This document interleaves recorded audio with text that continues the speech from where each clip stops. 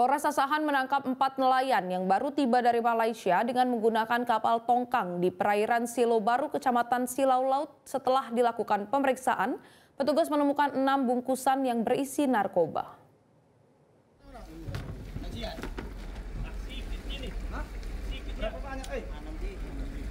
Inilah video amatir saat petugas dari Satuan Narkoba Polres Asahan menangkap nelayan yang menyelundupkan 6 kg sabu.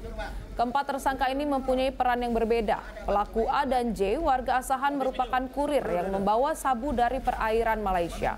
Sementara R dan T merupakan warga Palembang yang nantinya akan membawa barang haram tersebut ke Palembang untuk diedarkan di Palembang, Sumatera Selatan.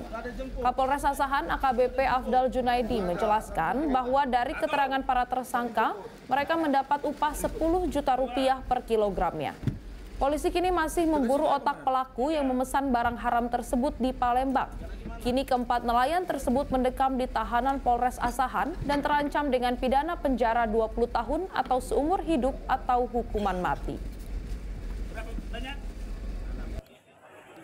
Pada saat diduga tersangka inisial A dan J pada saat berlabuh di perairan Polres Silau Baru, Kecamatan Laut, langsung kita amankan.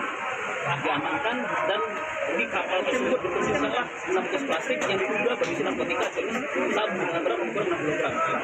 Kemudian kami lakukan pengembangan, ternyata barang ini adalah pesanan dari saudara R dan T, warga dari Provinsi Sumatera Selatan, di mana teknisnya setelah rencananya setelah barang ini diserahkan kepada saudara R dan T ini, yang bersangkutan langsung naik bus menuju. Jelajahi cara baru mendapatkan informasi. Download Metro TV Extend sekarang.